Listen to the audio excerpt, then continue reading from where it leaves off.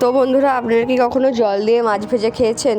তো না খেয়ে থাকলে এই ভিডিওটা অবশ্যই দেখতে থাকুন। আজকে আমি জল দিয়ে মাছকে ভেজে দেখাবো, কোনো রকম মানে ভাজা বা ছাঁকা তেল ছাড়াই। তো প্রথমে আমি এখানে 3টে মাছের পিস নিয়েছি। এবার এই মাছের পিসগুলোকে আমাদেরকে ম্যারিনেট করতে হবে। তো দেখুন, প্রথমে আমি এখানে দিয়ে দিলাম লেবুর রসে মাখিয়ে নেব। দেখুন, লেবু দিয়ে মাখিয়ে নেওয়ার পর এর মধ্যে আমি এবারে হলুদ গুঁড়ো দিয়ে দিলাম 1 চামচ। আর আমার একটা মাছের চাকা খুব বড় ছিল, তো আমি ওটাকে দুভাগ করে নিয়েছি। এরপরে দিলাম 1/2 চামচ লঙ্কা গুঁড়ো আর 1/2 চামচ হচ্ছে লবণ। সব গোটা পিসের ওপরে ছড়িয়ে দিলাম। এবার এই পিসগুলোকে আমাদের সব মশলাগুলোর সাথে খুব ভালোভাবে মাখিয়ে ম্যারিনেট করতে হবে। তো আরেকটু আমি এখানে 1 চামচ পরিমাণে হচ্ছে ধনে গুঁড়ো দিয়ে দিলাম, আর এখানে 1/2 চামচ পরিমাণে দিলাম জিরে গুঁড়ো। তো দেখুন, এবারে আমি এখানে দেবো গোলমরিচ পাউডার 1/2 চামচ। এখানে আমি গোলমরিচ পাউডারটা 1/2 চামচ নিয়েছি। আপনাদের মাছের পিস বেশি থাকলে আপনারা 1 চামচ বাড়িয়ে নেবেন ওটা। এরপরে দেখুন, খুব ভালোভাবে সব মশলাগুলোকে মাছের পিসের সাথে আমরা মিশিয়ে নেবো এবারে লেবুর রসের সাথে। দেখুন, আমার খুব ভালোভাবে মাখানো হয়ে গেছে, ম্যারিনেট করা।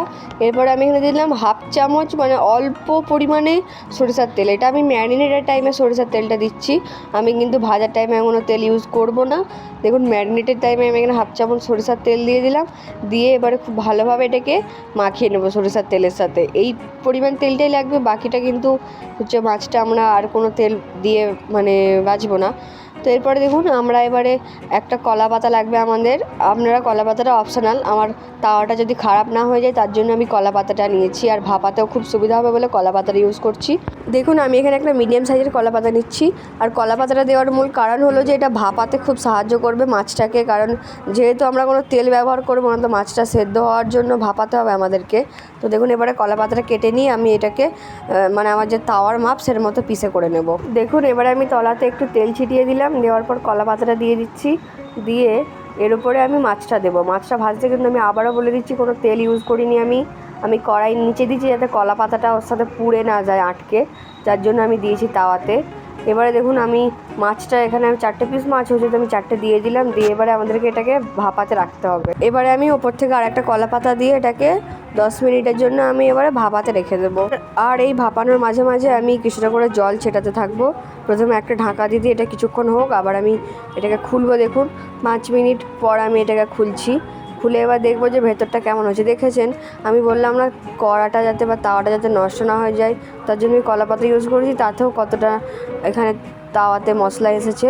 তো আপনারা কলা পাতাটা ইউজ করার চেষ্টা করবেন। দেখুন, এবারে আমি এটাকে হচ্ছে যে মানে 1 পিঠ হয়ে গেছে, এবারে আর 1 পিঠ পাল্টাবো মাছটার। আর 1 পিঠটা আমি এবারে উল্টে তাওয়ার দিকে করব। এটা কিন্তু খুবই রিস্কি কাজ। এই টাইমে দেখুন মাছ থেকে কতটা জল বেরিয়ে গেছে, আপনারা দেখতে পাচ্ছেন।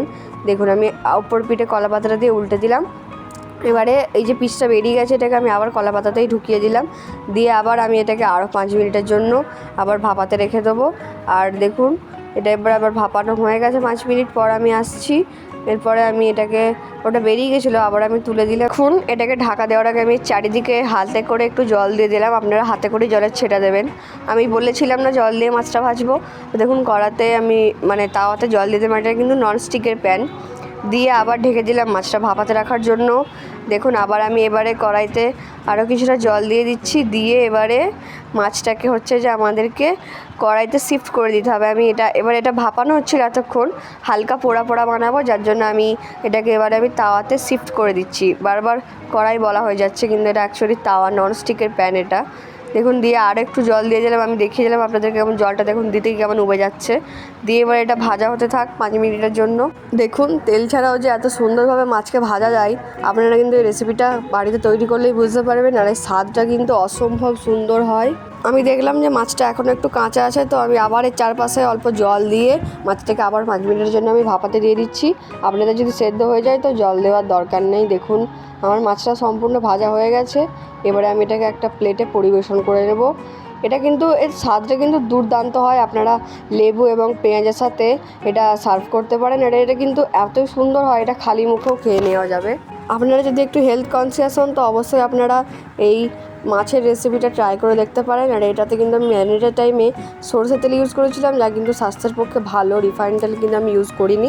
আমি দেখুন এটা এবার খেতে থাকি। আপনারা যদি ভিডিওটা এখনও দেখতে থাকেন তো চ্যানেলটাকে সাবস্ক্রাইব করে ভিডিওটাকে লাইক করে এবং কমেন্টে জানাবেন যে এই ইউনিক রেসিপিটা আপনাদের কেমন লাগলো। ধন্যবাদ।